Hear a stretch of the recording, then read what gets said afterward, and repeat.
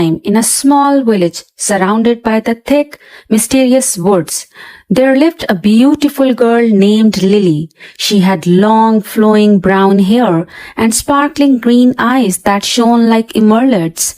Everyone in the village loved her for her kindness, grace, and beauty. Lily often helped the villagers with their daily chores and spent her free time exploring the edges of the vast forest that loomed beyond the village. The village elders always warned Lily not to wander too deep into the woods. Legend spoke of a terrible creature that lived there, a monstrous being no one had ever truly seen. They called it the shadow beast. Some said it had glowing red eyes, sharp claws, and teeth like jagged stones, capable of tearing through anything in its path. Other whispers that it could change its form and hide among the trees, waiting for its next victim. One late afternoon, as the sun began to set and the sky turned a deep orange, Lily decided to gather some wild flowers for her mother. The most beautiful flowers she knew grew deeper in the forest than she had ever dared to go. Armed with nothing but a basket and her courage, she ventured further into the woods, excited by the idea of finding the perfect flowers. As she walked, the tall tree seemed to close in around her, and the sound of the village faded into the distance. The sunlight that filtered through the canopy above began to dim. She told herself it was nothing, just the approaching night, but she couldn't shake the feeling that something was watching her. Leaves sending a shiver down Lily's spine. She looked around, her heart pounding. That's when she saw it, a figure moving between the trees. It was tall, much taller than any human, with the dark, hulking shape. Its eyes glowed a menacing red, just like the story said. The creature body was covered in fur, matted and filthy, with sharp claws that scratched the earth as it moved toward her.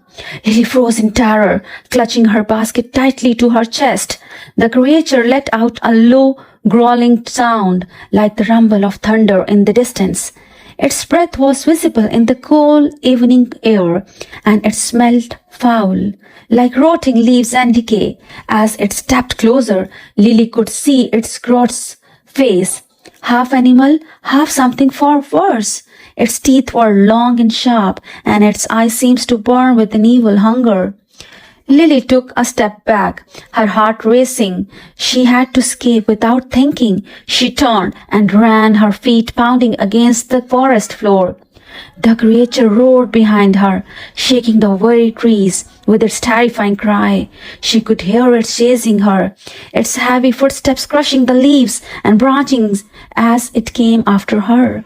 Lily darted between the trees, her legs aching. But she didn't stop. She glanced back, and the creature was getting closer, its red eyes glowing brighter in the growing darkness.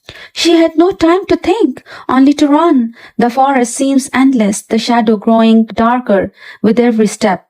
Suddenly, she stumbled upon a small clearing with an old stone well in the middle. Desperate Lily sprinted to the well and crouched behind it, hoping the creature wouldn't find her. Her breath came in quick, shallow gasps, saying it wouldn't find her. But then the creature stopped directly in front of her hiding spot. It lowered its head, sniffing the air once more, and then it growled. In a moment of sheer terror, Lily grabbed a rock from the ground and threw it as hard as she could into the trees behind the creature. The sound of the rock crashing through the branches startled the beast.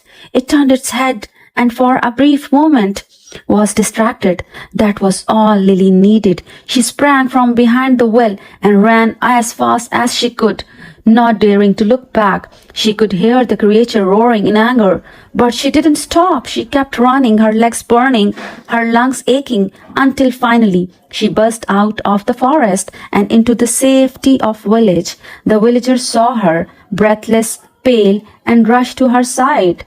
Lily never went into the woods again, and the villagers made sure to stay far from the dark forest where the shadow beast still lurked, waiting for the next unfortunate soul to wander too deep. And the creature, it remained in the woods, hidden among the trees, watching, waiting, always hungry.